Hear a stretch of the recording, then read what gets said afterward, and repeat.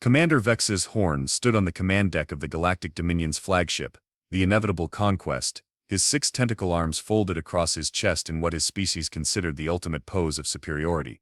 His glistening purple skin reflected the glow of the tactical displays surrounding him, each one showing the same thing, a pathetically small fleet of Earth vessels attempting to form a defensive position. Is this truly the best defense this Earth has to offer? Vex's Horn asked, his mandibles clicking together in what passed for laughter among the Krathel species. We traveled 16 galactic sectors for this. Lieutenant Gorb adjusted the sensory apparatus on his bulbous head.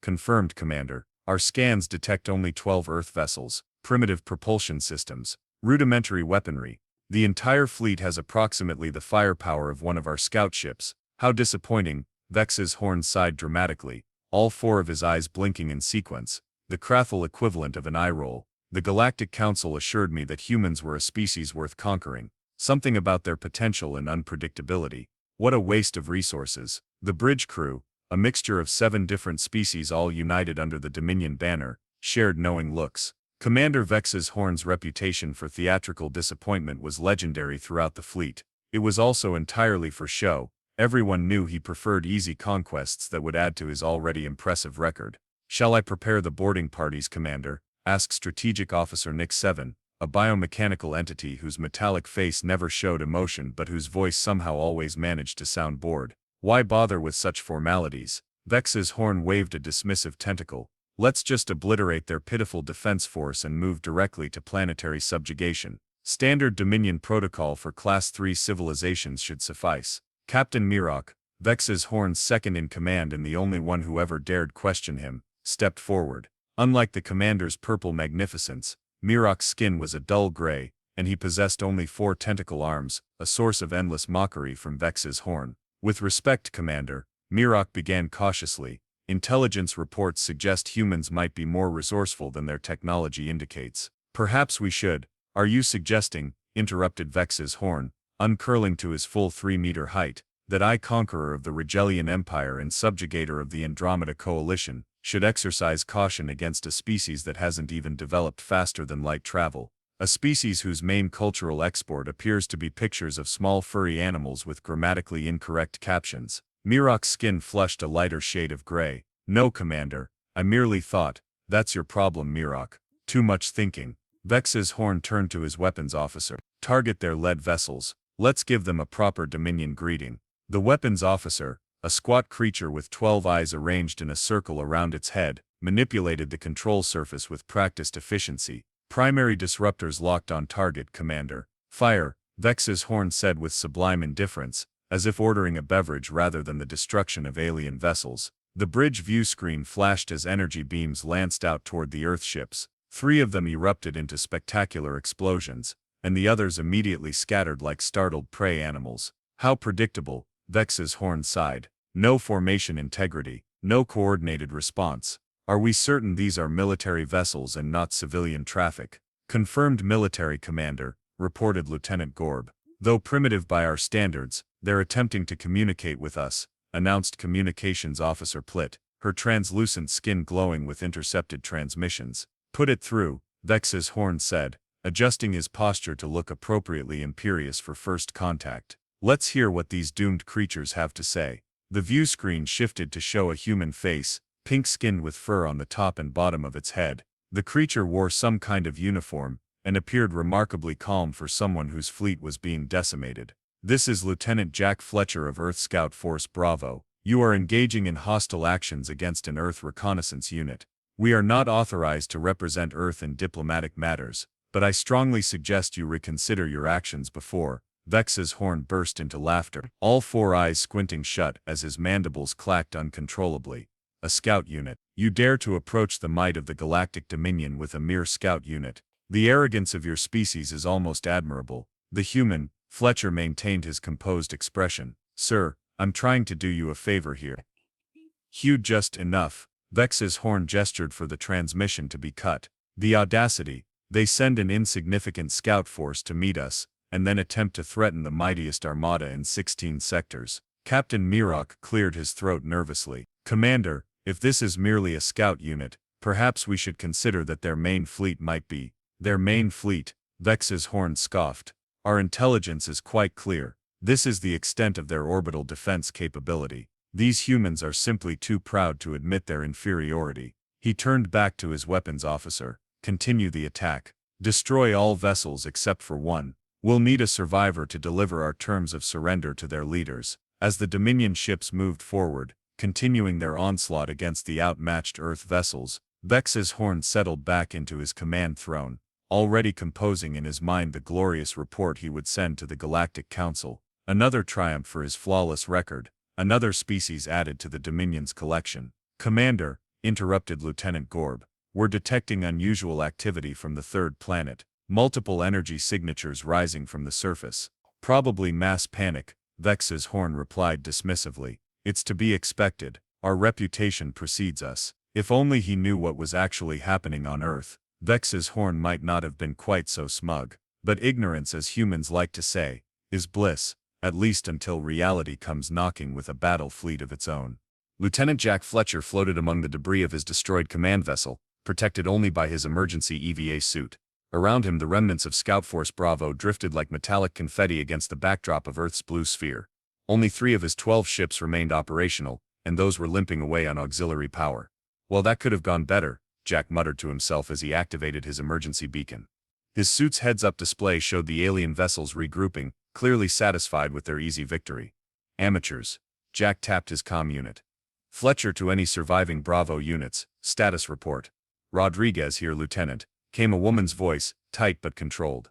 The Hawkeye is damaged but operational, maintaining position behind lunar orbit. Those purple squid faces can't detect us here. Marshall checking in, added another voice. The Pathfinder's weapons are fried, but we're still recording everything.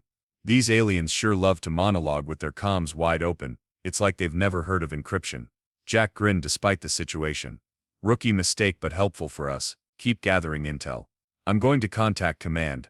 He switched to the encrypted emergency channel. Scout Force Bravo to Earth Command. We've made first contact with an alien force.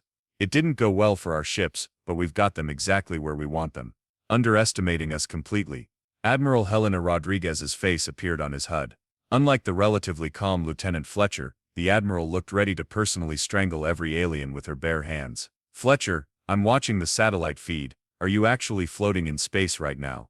Yes, ma'am. Great view up here. The aliens believe they've encountered Earth's primary defense force and destroyed it. Their commander seems theatrically overconfident. The Admiral's expression shifted from concern to something more calculating. So they think they've won already? Absolutely, ma'am. They're practically throwing a parade up here. The lead alien, some purple tentacle creature, keeps talking about adding us to their collection. They clearly have no idea what they're dealing with. And your assessment of their capabilities? Jack considered for a moment. Their weapons are impressive compared to our scout vessels, but nothing special by galactic standards based on our intelligence briefings. Standard disruptor technology, moderate shield capabilities. Their tactics are textbook invasion protocol with no adaptability. They're relying entirely on technological superiority rather than skill. Casualties. 8 ships lost. 27 crew members unaccounted for, likely KIA. The rest of us are either in emergency pods or aboard the 3 surviving vessels. Admiral Rodriguez nodded grimly. We'll mourn them properly later. For now their sacrifice has given us invaluable intelligence. She turned to someone off-screen. Begin Operation Trojan Horse. All Earth Defense Force vessels move to launch positions. First wave deploying in 15 minutes. Jack's eyebrows shot up. That soon? I thought the main fleet wouldn't be ready for another day. Rodriguez's smile was cold enough to freeze hydrogen. We've been ready since your first transmission. We just needed confirmation of what we were dealing with. Besides, I believe in properly welcoming our guests. The alien command vessel chose that moment to hail Jack's emergency pod again. Hold that thought, Admiral. The purple commander wants to gloat some more. I should take this call, keep them distracted. By all means, Lieutenant. Play your part well. Rodriguez out. The Admiral's face disappeared, replaced by the smug visage of Commander Vex Thorn. All 4 of his eyes seemed to be focused on different parts of Jack's face at once, which the lieutenant found both impressive and nauseating. Human survivor, Vex Thorn began, his voice dripping with false magnanimity. I am Commander Vex Thorn of the Galactic Dominion. Your pitiful defense force has been neutralized. I am contacting you with the generous offer to serve as messenger to your planetary leaders. Inform them that the Dominion requires unconditional surrender within one planetary rotation, or we will begin orbital bombardment of major population centers. Jack made a show of looking around at the floating debris before responding. I don't know, Purple Guy. Seems like you've put me in a tough position here. My ride's kind of everywhere at the moment. The alien commander's mandibles clicked in what Jack assumed was annoyance. Your humor is inappropriate given your situation, human. We will tractor beam your survival pod aboard our vessel. You will then be provided with a shuttle to deliver our terms. That's mighty generous of you, Jack replied, making no effort to hide his sarcasm. But I should warn you, humans make terrible house guests. We eat all the snacks and leave wet towels on the bathroom floor. Silence, Vexthorn snapped, clearly unaccustomed to prisoners who didn't cower appropriately. You will show proper respect to the commander who has defeated Earth's military forces. Jack couldn't help himself. He burst out laughing. What is so amusing, human? Demanded the increasingly agitated alien. Nothing, Jack said, wiping an imaginary tear from his eye, despite the helmet in the way. It's just you think you defeated Earth's military. That's adorable. For the first time, uncertainty flickered across Vexthorn's features. Our intelligence is quite clear. Your orbital defense capabilities consist of exactly what we have already destroyed. Your intelligence, Jack said with a grin, needs better glasses. Before Vexthorn could respond, one of his officers appeared in the frame, urgently whispering something in what sounded like a language composed entirely of gurgling noises. The commander's purple skin paled noticeably. Impossible, he hissed. Scan again. Jack checked his own emergency readouts and smiled. Right on schedule, Earth's actual defense fleet was emerging from their hidden positions throughout the solar system. Hundreds of vessels, not the paltry dozen that Scout Force Bravo had fielded. Problem, Commander? Jack asked innocently. You look a little, what's the word, doomed. Vexthorn cut the transmission abruptly. Jack settled back in his emergency pod, as much as the confines would allow, watching as the first wave of Earth's real military response approached the alien fleet. His pod's basic sensors could detect the panic erupting across the enemy vessels. Fletcher to Rodriguez, he calmed. The penny has dropped, Admiral. They've just realized they kicked the hornet's nest rather than stepping on an ant. Good work, Lieutenant, came the Admiral's voice. Rescue vessels are en route to collect you and the other survivors. In the meantime, enjoy the show. I hear it's going to be quite spectacular. Jack smiled as he watched the Earth fleet take formation against the backdrop of his home planet. Wouldn't miss it for the world, ma'am. Commander Vexthorn's command center had transformed from an atmosphere of smug superiority to frantic chaos in less than 5 minutes. Officers rushed between stations, alarm klaxons wailed, and the tactical displays were now filled with hundreds of approaching Earth vessels that definitely hadn't been there moments ago. How is this possible? Vexthorn bellowed, all 6 tentacle arms gesticulating wildly. Where did they come from? Our scans showed nothing. Lieutenant Gorb was frantically adjusting his sensory apparatus. Unknown, Commander. They appear to have been concealed behind their moon, within their asteroid belt, and several were apparently disguised as space debris. Impossible. No species could have cloaking technology that advanced without us knowing about it. Vexthorn's purple skin had darkened to an almost black hue, the Krathel equivalent of turning pale with fear. Captain Mirok approached cautiously. Commander, perhaps this would be a good time to contact the Dominion High Council for reinforcements, and admit we underestimated these primitives. Absolutely not. Vexthorn slammed a tentacle on his command console. Prepare for battle. All ships to combat formation Epsilon 9. We will crush these humans with the full might of our present forces. Just then the communication officer announced, incoming transmission from the Dominion cruiser Inevitable Victory. It's Commander Zet Kral. Vexthorn groaned audibly. Of all the possible complications, this was perhaps the worst. Zet Kral, his longtime rival, had been assigned to provide support for this conquest, a bureaucratic formality that Vexthorn had assumed would be unnecessary. Put him through, Vexthorn said with obvious reluctance. The view screen flickered to reveal another Krathel, this one with deep blue skin and an extra sensory stock that Vexthorn secretly envied. Commander Zet Kral's mandibles were arranged in what anyone familiar with Krathel expressions would recognize as a smirk. Vexthorn, my old friend. Zet Kral's voice oozed with false warmth. I couldn't help noticing the rather interesting tactical situation developing. I thought I should check if you need any assistance. The situation is completely under control, Vexthorn replied through gritted mandibles. A minor complication, nothing more. Minor. Zet Kral tilted his head towards something off-screen. My tactical officer informs me that we're facing approximately 300 Earth vessels, with more appearing by the minute. Your preliminary report to the Council indicated that Earth had no more than 20 ships total. Quite the discrepancy, wouldn't you say? Behind Vextorn, the tactical display updated to show even more human vessels emerging from what appeared to be concealed hangars in several of Earth's larger moons. The situation was rapidly deteriorating from concerning to catastrophic. A simple intelligence error, Vextorn insisted. Nothing the mighty forces of the Dominion cannot handle. Your concern is noted and unnecessary. Zet Kral's extrasensory stalk twitched with amusement. Of course. Though perhaps you should have followed standard protocol and sent reconnaissance probes before committing to a full invasion. As I suggested during the mission briefing, Vextorn's mandibles clicked together in barely suppressed rage. Your tactical advice, as always, arrives with impeccable timing, after the fact. I've taken the liberty of sending a preliminary update to the High Council, Zet Kral continued, seemingly oblivious to Vextorn's mounting fury. Just as a precaution, I mentioned that you may have encountered some unexpected resistance. You did what? Vextorn bellowed, all four eyes bulging simultaneously. How dare you undermine my command authority? Protocol dictates updating the Council when encountering Class 5 resistance or higher, Zet Kral replied smoothly. And based on these readings, the humans appear to qualify as Class 6, possibly Class 7. A horrified murmur ran through the command deck. Class 7 civilizations were considered extremely dangerous, to be approached with caution and substantial military force. The mission briefing had classified Earth as a Class 3, barely worth a formal invasion protocol. Preposterous, Vextorn sputtered. These humans simply got lucky with their planetary defenses. They were primitive enough to send a scout force against our armada. Captain Mira cleared his throat nervously. Actually, Commander, regarding that scout force, we've been analyzing their communication patterns, and it appears that the human we spoke with, this Lieutenant Fletcher, was deliberately drawing our attention. What are you suggesting? Vextorn demanded, though dread was already forming in his central digestive cavity. The scout force was a decoy, Commander.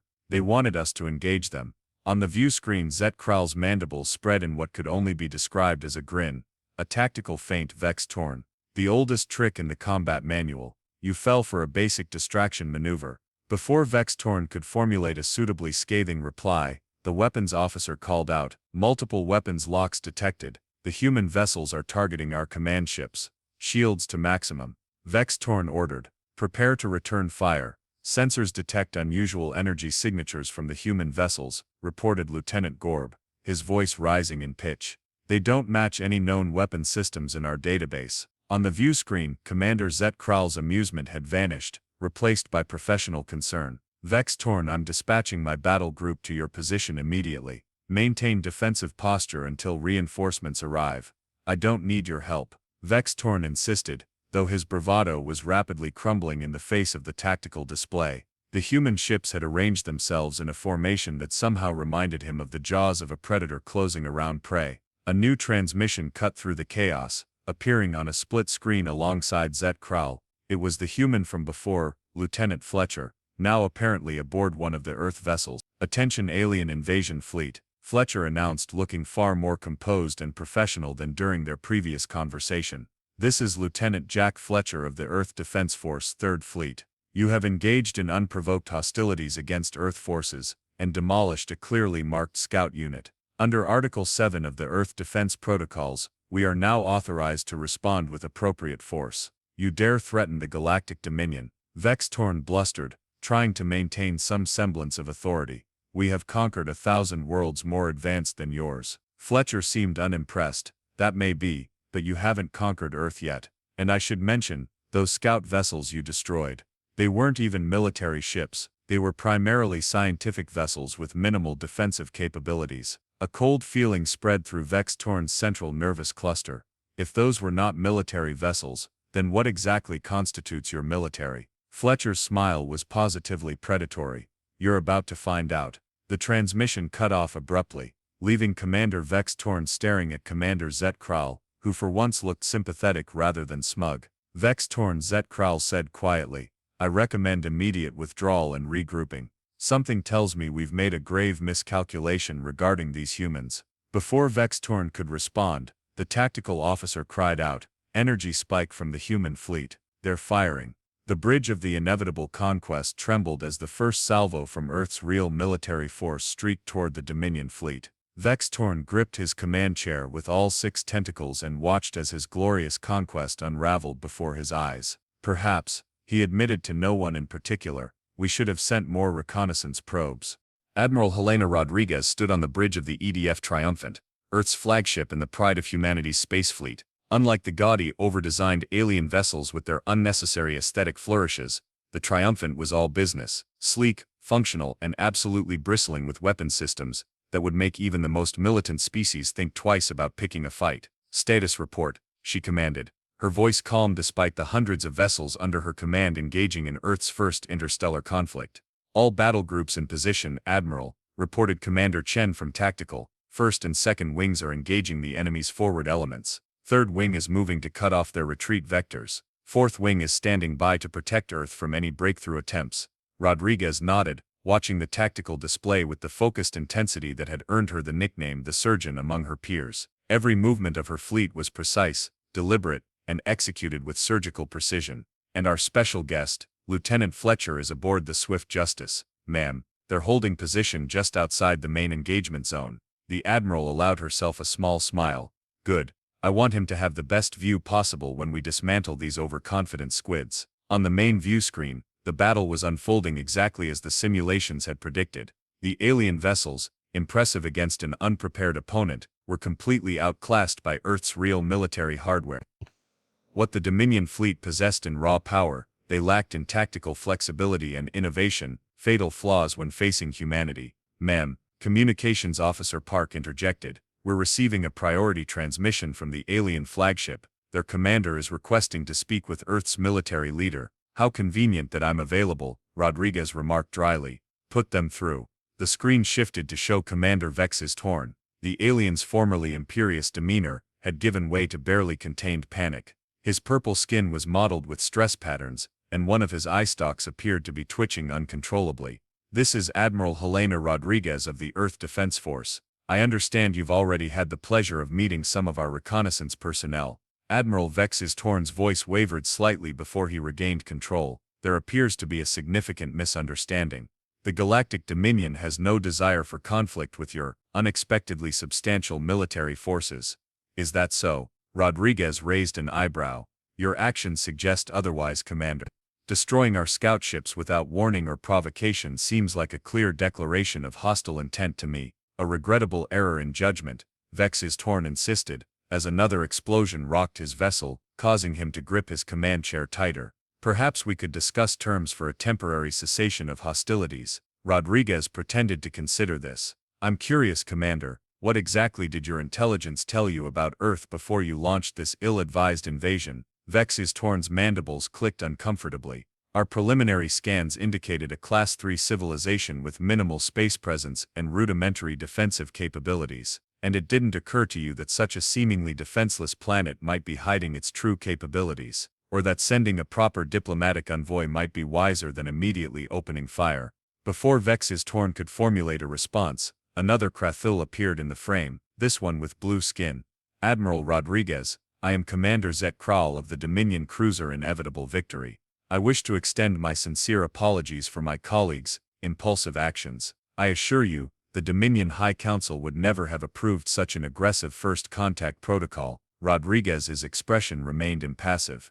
Yet here we are, Commander Zet Kral, with your fleet firing upon Earth vessels and my fleet responding in kind. Tell me, is it standard Dominion practice to attack before introducing yourselves, or was that Commander Vex's Torn special innovation? Zet Kral's extrasensory stalk drooped visibly. I assure you, Admiral, this is highly irregular. If you would consider discussing terms, Admiral, Chen interrupted urgently. Dominion reinforcements emerging from faster-than-light travel, at least 20 additional warships. Rodriguez's eyes narrowed. Interesting timing for peace negotiations, gentlemen. On the screen, Vex's Torn seemed to regain some of his former confidence. As I was saying, Admiral, perhaps we could discuss more favorable terms, given the evolving tactical situation.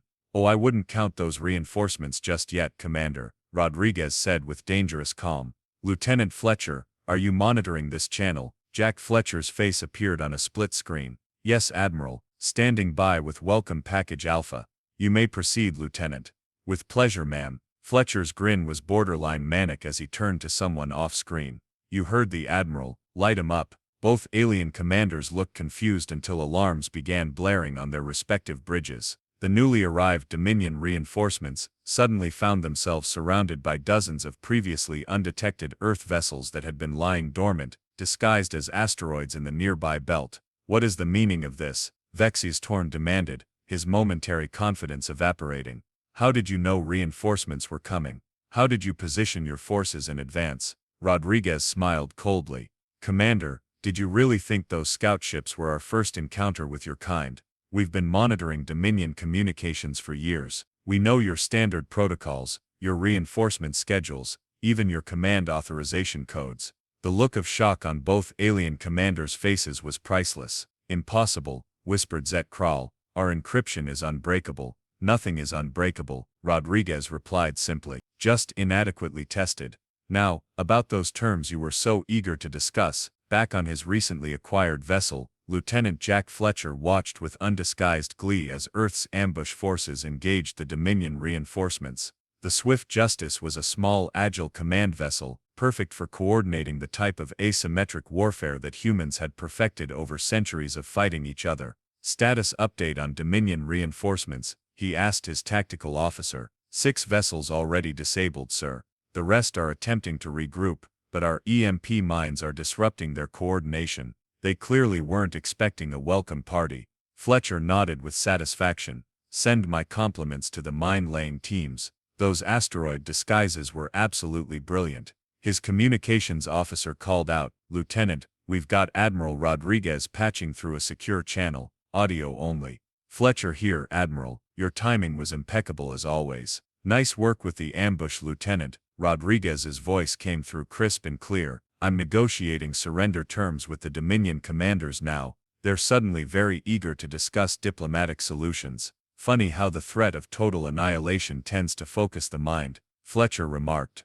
What would you like us to do with the disabled vessels? Secure them for boarding. I want every piece of Dominion technology cataloged and analyzed. The more we know about them, the better prepared we'll be for next time. You think there will be a next time, ma'am? Count on it, Lieutenant.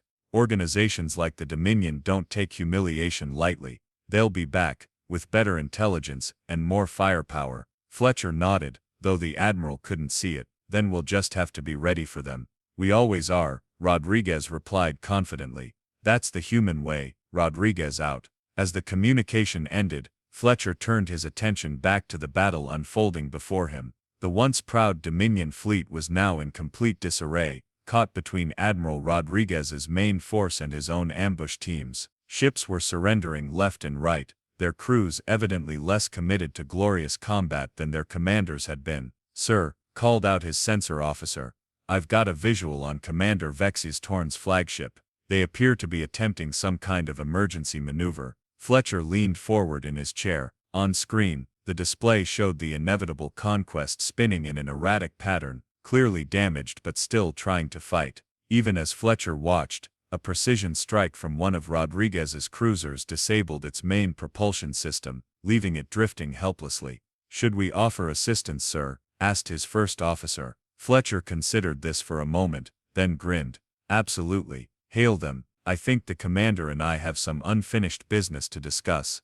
The bridge of the inevitable Conquest resembled nothing so much as a scene from a disaster movie. Emergency lighting bathed everything in an ominous red glow. Various fluids leaked from ruptured conduits overhead. Several consoles had exploded spectacularly, leaving their operators with varying degrees of injuries, and in the center of it all sat Commander Vexy's Thorn, slumped in his command chair like a deflated balloon animal. Damage report, he muttered, though there was little heart in the request. The damage was obvious to anyone with functioning visual organs. Captain Mirok limped forward, one of his 4 tentacle arms hanging uselessly at his side. Main power at 18%, weapon systems offline, propulsion destroyed, life support stable but backup systems only. Communications limited to short range. He paused before adding, approximately 40% of the fleet has been disabled or destroyed. Another 30% have surrendered. Surrendered. Vexy's Thorn's voice rose to a near shriek. Dominion vessels do not surrender. With respect, Commander, Mirok replied tiredly. Dominion vessels typically don't face opponents who outclass them so severely either. The crew are calling it the humiliation of Sector 8. How dare they? Vexy's Thorn began, only to be interrupted by his communications officer. Commander, we're being hailed. It's the human scout leader from before. Fletcher, Vexy's Thorn hissed, the name sounding like a curse. Put him on screen. The view screen flickered to life, revealing Lieutenant Jack Fletcher seated comfortably in what appeared to be the command chair of a human vessel. He was drinking something from a steaming mug that bore the slogan, "Earth" in bold letters. Commander Vexy's Thorn, so good to see you again, Fletcher said cheerfully. How's the invasion going? Sorry, poor choice of words. How's the complete tactical failure going? You deceived us, Vexy's Thorn accused, pointing a trembling tentacle at the screen.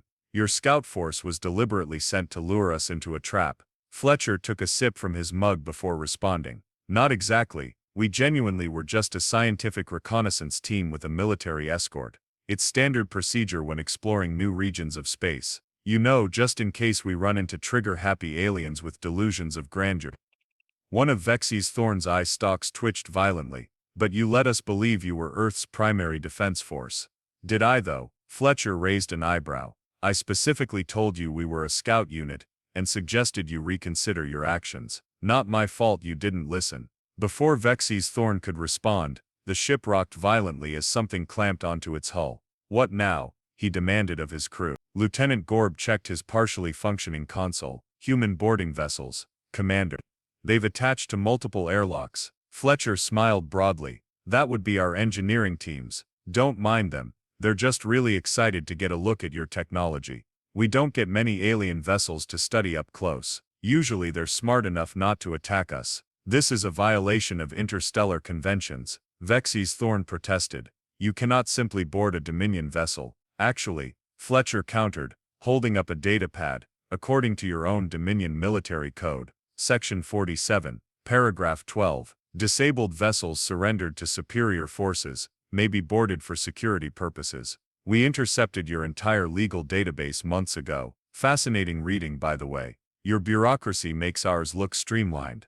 The sound of cutting tools could now be heard from the sealed bridge doors as the human boarding parties made their way through the ship. You still haven't answered my question, Vexy's Thorn said, trying to maintain some dignity despite the situation. How did a supposedly primitive species like yours develop such advanced military technology without our knowledge? Fletcher shrugged. We're just full of surprises. Also, your intelligence gathering methods are terrible. Did you know your long-range probes broadcast their findings on an open frequency? We've been intercepting and altering your data for years. Years? Vexy's Thorn's mandibles dropped open in shock. You've been monitoring us for years. Ever since your first probe entered our solar system. We tracked it, studied it, then reprogrammed it to send back exactly the data we wanted you to see. Fletcher's grin widened. Pretty clever for a bunch of primitives, right? On another screen, Commander Zekral's face appeared.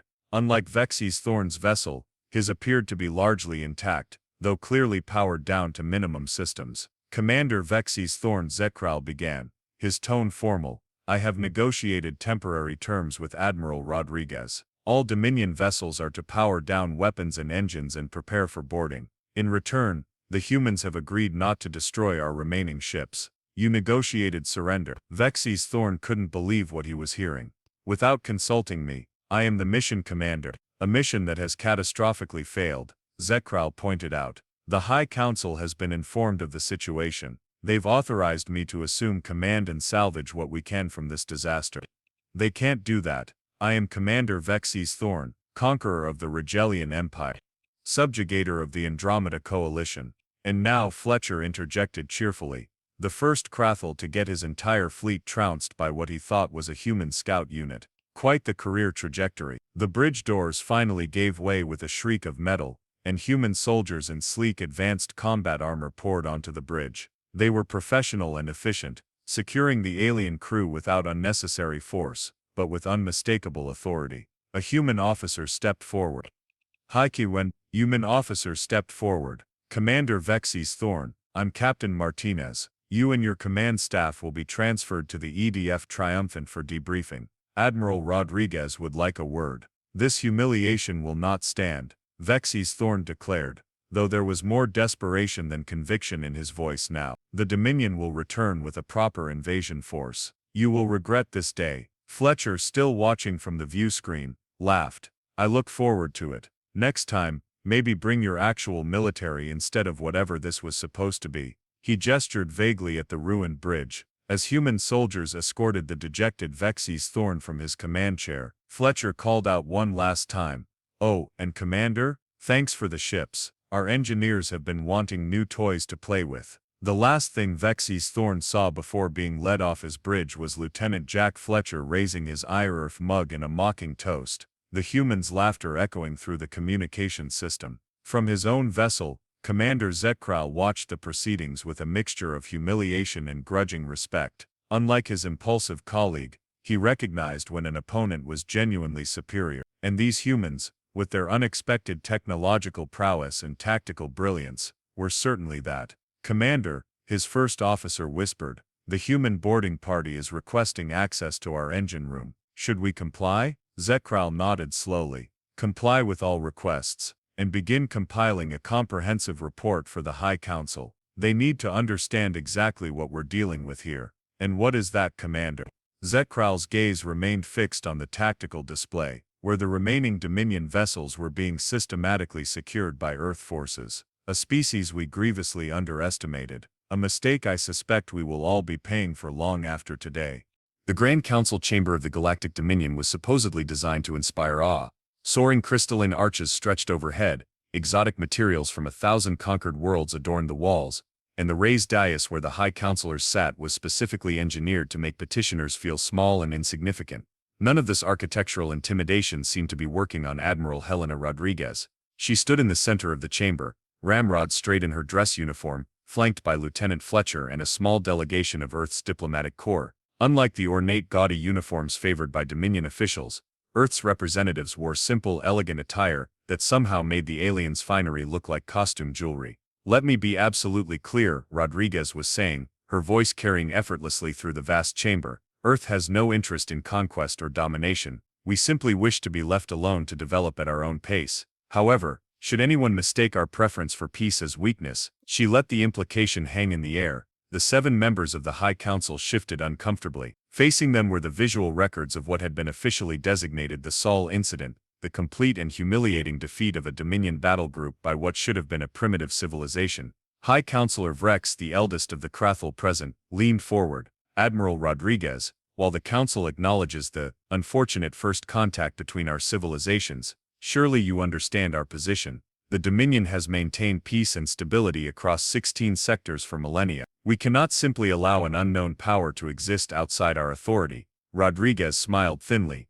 "With respect, Counselor, you misunderstand the situation. We're not asking for permission to exist outside your authority. We're informing you that we do." Lieutenant Fletcher, standing slightly behind the Admiral, struggled to maintain his professional demeanor. The expressions on the alien counselors' faces were priceless, a mixture of outrage, disbelief, and the dawning realization that threats wouldn't work here. Counselor Mila, representing the gelatinous Silithians, oozed forward slightly.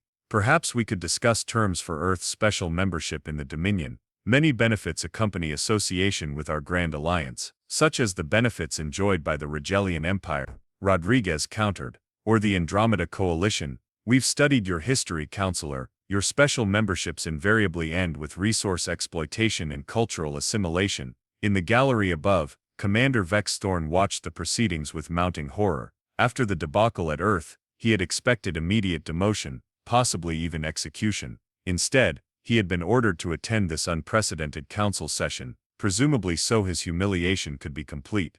Beside him sat Commander Zetkral, whose expression was far more contemplative than horrified. "They're going to get away with it," Vex Thorn whispered incredulously. "These humans are dictating terms to the High Council itself." Zetkral nodded slowly.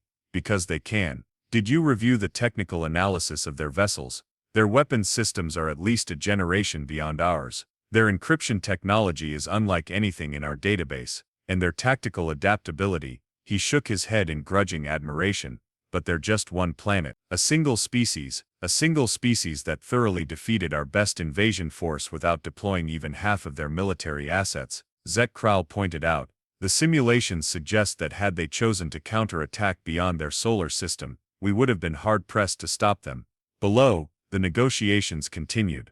The human diplomatic team had presented a data crystal containing proposed terms for peaceful coexistence. The council members were reviewing it with expressions ranging from shock to resignation. "These terms are unprecedented," declared Councillor Drath, a cybernetically enhanced being from the Outer Rim. "No non-member species has ever been granted such autonomy within Dominion space. Consider it a new paradigm," Rodriguez replied smoothly.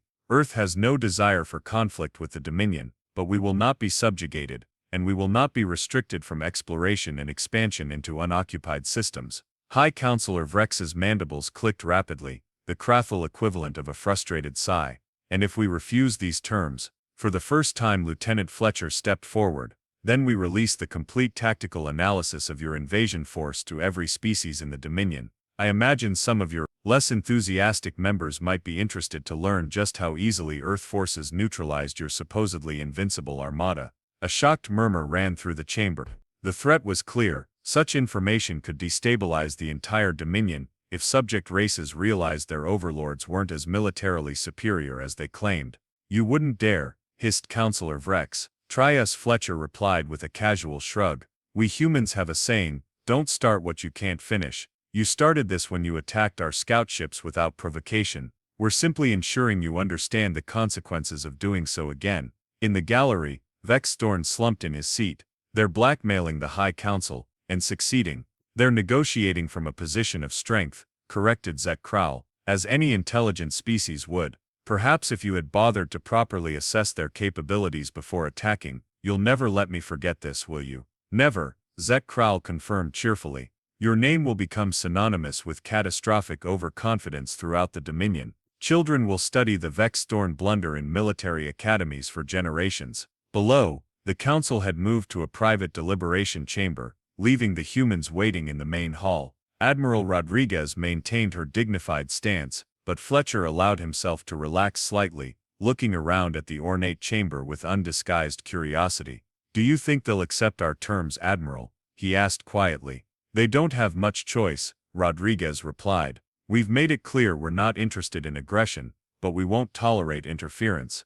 And that data crystal contains enough evidence of their technological inferiority to keep them honest." Fletcher grinned. "Still can't believe they fell for the old send in a sacrificial scout forces trick. It's like they've never read a military history book. Most expansionist empires don't bother studying the tactics of those they consider inferior," Rodriguez noted. A fatal error, as Commander Vex Storn discovered. When the council returned, the outcome was exactly as the humans had anticipated. The Dominion, faced with irrefutable evidence of Earth's military superiority and the threat of destabilizing information leaks, accepted all major terms of the proposed agreement. Earth would remain autonomous, free to explore and colonize unoccupied systems. A demilitarized zone would be established between Earth territory and Dominion space. Trade would be permitted, but regulated. And most importantly, the Dominion officially recognized Earth as a sovereign power rather than a potential conquest. As the formal proceedings concluded, Lieutenant Fletcher found himself face to face with Commander Vex Storn in an antechamber. The once proud Krathel looked significantly less imperious now, his purple skin dull and his posture slumped. "Lieutenant Fletcher," Vex Storn said stiffly, "I suppose you're enjoying your victory." "It wasn't really a victory," Fletcher replied. "Just an unfortunate misunderstanding. Though if you're looking for someone to blame, your intelligence service might be a good place to start. Our intelligence service is the finest in the galaxy. Your intelligence service didn't even realize we've been intercepting and altering your probe data for the past 7 years," Fletcher pointed out. "You saw exactly what we wanted you to see." Vex Storn's mandibles dropped open in shock. 7 years. But that would mean that we knew you were coming. Yep, that we prepared specifically for your invasion. Also yep, that Scout Force Bravo was deliberately positioned to be your first contact. Triple yep, you sacrificed your own people. Vex Storn seemed genuinely appalled. "Not intentionally," Fletcher's expression sobered. "We expected you to attempt communication before opening fire. That's on you, Commander. But their sacrifice wasn't in vain. It revealed exactly what kind of species we're dealing with." Before Vex Storn could respond, Commander Zek Krall approached with Admiral Rodriguez. Lieutenant Rodriguez said. Our transport is ready. The diplomatic team will remain to finalize details, but we're cleared to return to Earth. Yes, ma'am. Fletcher offered a respectful nod to Zek Crowell. Commander, perhaps next time we meet, it will be under more peaceful circumstances. I would like that, Lieutenant, Zek Crowell replied. There is much our civilizations could learn from each other, I think. As the humans departed, Vex Storm turned to his rival. How can you be so calm about this? The mighty Dominion, forced to negotiate with a single planet species like equals. Zek Crowell's extrasensory stalk twitched thoughtfully. Perhaps that's the lesson here, Vexthorn. True power isn't about conquest or subjugation, it's about knowing when to fight and when to talk. A philosophy that will be the death of the Dominion, Vexthorn muttered. On the contrary, Zek Crowell replied, watching the human delegation depart. I suspect it's the only thing that will save us from ourselves. Back aboard their transport vessel, Admiral Rodriguez reviewed the final agreement terms, while Fletcher gazed out at the vast Dominion capital world below them. Something on your mind, Lieutenant? Rodriguez asked without looking up from her datapad. Just thinking about how differently this could have gone, Fletcher replied. If they'd sent diplomats instead of warships. If they'd bothered to really study us before attacking. The oldest story in human history, Rodriguez said. Underestimate your opponent at your peril. Fletcher smiled. I almost feel bad for Commander Vexthorn. His name's going to be a punchline throughout the Dominion. As it should be. Rodriguez set down her datapad. The Galactic Council has formally updated Earth's classification from Class 3 to Class 7. That should discourage further incursions. And if it doesn't, the Admiral's expression hardened slightly. Then we remind them that they only faced a fraction of what we're capable of. Scout units and defensive operations are one thing. A genuinely provoked Earth is something else entirely. As their ship accelerated away from the Dominion capital, entering the faster-than-light corridor that would take them home, Fletcher couldn't help but smile at the thought of Vexthorn trying to explain to future generations how he had managed to turn what should have been a routine conquest into the single most humiliating defeat in Dominion history, all because he couldn't tell the difference between a scout unit and a real military force. In the vastness of space, that was the kind of mistake you only made once.